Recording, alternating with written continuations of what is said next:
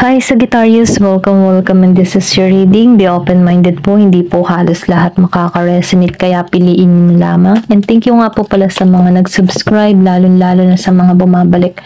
Marami pong salamat. Start na tayo Sagittarius, ano yung mensahe sa'yo?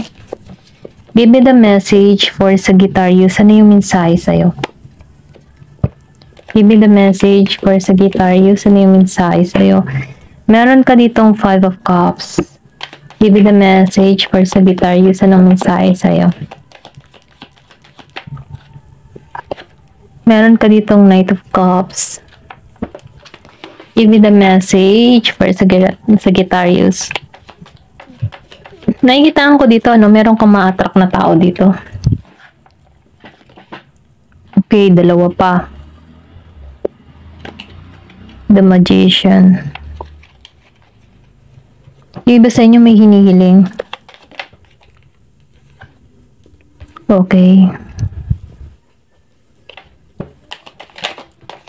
Nakikita ko dito, dumaan ka sa pagtabigo. Lalo na sa pera, sa pag-ibig, yung iba sa inyo. Okay. Knight of Wands reverse. Pulos Knight, yung mga parating sa'yo. At Knight din yung person mo dito, no? Or kung meron ka man ditong past person. Kasi nakikita ko dito na may pagkabigo ka dito sa past person mo. Pero ganun pa naman, nakikita ko dito yung healing na nagaganap sa'yo. Ito lang yung nakikita ko. Meron ka ditong past person na hindi naging tapat. Kumbaga itong tao na ito ay niloko ka. Okay? Ayan. Okay. Nakikita ko dito, no? Meron ditong patungo sa'yo. Kung nag-iintay ka dito ng pag-ibig, okay? Or pwede rin sabihin trabaho, meron ditong deal. Deal kang marireceive dito. Meron kang mga hinihiling, meron kang minamanifest dito sa The Magician at masasakatuparan mo to.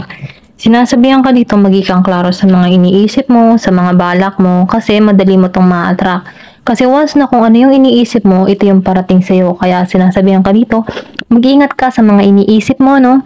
Huwag kang maging negatibo. Kasi nafe-feel ko dito, no? Meron ditong Knight of Cups and Knight of Pentacles. Dalawang tao yung patungo sa'yo. Makikita mo, no?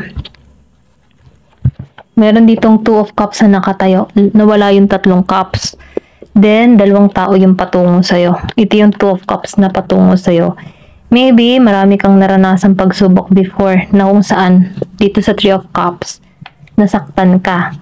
Okay? Pwedeng meron ka ditong 3 ex na nakit sa'yo. Ito lang yung nakikita ko kung bakit ka nahirapan. Pero ganun pa man nakita ko dito yung healing na naganap sa'yo. Nag-healing ka. Okay? Nakatuon ka muna ngayon sa healing. Hindi ka naghahanap. Ayoko na. Parang ganyan. Nasaktan ka na eh. Pero ganun pa man ito yung patungo sa'yo, Knight of Cups. Nafe-feel ko dito na meron kang hiling na matutupad, okay? Then dito, no, sa 7 of Cups, mamimili ka. Mamimili ka patungo rito sa 2 of Cups and Knight of Cups. Nakikita ko dito, no, yung ugali ng tao neto. Yung isa, pupunuin ka ng pagmamahal. May pagkaromantiko. Then nakikita ko dito na yung isa naman ay meron sa buhay. Kumbaga, mapagbigay, hindi madamot sa attention. Okay, ito lang yung nakikita ko. Nakikita ko may pagkaseryoso. And then yung isa, romantiko, dito sa Knight of Cups. Scorpio, Cancer, and Pisces. Romantiko, maganda yung kanyang itsura. Okay, malakas yung attraction. Then nafe-feel ko dito yung mabuti siyang tao. Then dito sa Knight of Pentacles, na-feel ko dito, siya yung tipo ng tao na mapagbigay, hindi madamot. Pwede rin sabihin na daanin ka nito sa mga bigay-bigay para mahulog ka. Samantalang ito, yung emotion niya, yung kanyang ino-offer sa'yo. Dito sa Knight of Cups, ito lang yung nakikita ko.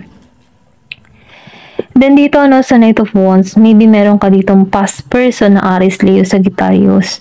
Gusto mo tong bumalik, okay? Pero mabagal ito. Maybe hindi ka priority ng tao nito kasi sarado yung kaisipan nito sa The Hierophant. Ito lang na-feel ko, nagbigay ito ng pasakit sa'yo, okay? Marami kang responsibilidad para rito sa tao nito. Sa naranasan mo before dito sa tao nito, kung meron ka mang person na Aries, Leo, Sagittarius, and Taurus. Nakikita ko dito na nahihirapan ka. Pero ganun pa man, no, kahit marami kang responsibilidad para sa tao neto, bumangon at bumangon ka pa rin dito. Kumbaga, sugatan ka na, pero bumabangon ka pa rin. Ito lang yung nafe-feel ko. Ang bigat. Pero nakikitaan ko dito, no, dalawang tao yung patungo sa'yo, mamimili ka na lamang dito kung sino sa kanilang dalawa. Kaya sinasabihan ka dito, sundin mo yung intuition mo, sundin mo yung inner voice mo, or pwede rin sabihin, ipanalangin mo to. Okay? Na huwag kang magkakamali sa pagpili rito. Ayan. Give me more information. Ano pa yung mensahe? Meron ka ditong the devil reverse. So, nafe-feel ko dito, no? Nakikitaan ko dito na naalisan mo itong mga toxic sa paligid mo, or pwede rin sabihin yung toxic behavior mo. Nagiging sabihin natin, dinidisiplina mo yung sarili mo, tinatanggalan mo yung mga bagay na hindi na maganda para sa'yo, yung mga bisyo ba. Okay, nagkakaroon ka na dito ng aral, okay, dito sa 2 of Cups reverse. Kasi nakikitaan ko dito na meron kang ginagawa or naghihiling ka na para rito, okay? Give me more information. So, nakikitaan ko dito ang Ace of Pentacles. Ay, tumasik. Ace of Pentacles. Nafe-feel ko dito, no, meron talagang i-offer para sa'yo. Okay? Nakikitaan ko dito yung abundance, or pwede rin sabihin na meron ditong union or may pagkikita. Merong marriage, may proposal na ako nakikita para sa'yo. So, meron ditong 9 of Pentacles reverse. Nafe-feel ko dito yung iba sa inyo nahihirapan, nabibigatan, or pwede rin sabihin na hindi pa stable sa panahon ngayon. Yung iba, ito lang nakikita ko, namumblema sa pera. So, sinasabihan ka rin dito, no, meron ditong nag-chismis sa'yo or nagbigay ng mga chaos, okay? May paninirang ginawa sa'yo dito sa 9 of Pentacles. Ito lang nafe-feel ko. Give me more information. The Star. Pero wag ka mag-alala na andito yung Star. Narito yung between. May pag-asa. So, sinasabihan ka dito, may tagumpay na naghihintay sa'yo. Magtatagumpay ka rito, kaya wag kang mag-alala. Nasa yung The Star. Ito mga nangyari sa'yo, pagsubok lamang, bandang huli, magtatagumpay. Magtatagumpay ka kasi nasa iyo ang between dito, okay? Ito lang yung mensahe sa'yo. Thank you for watching, and love and peace.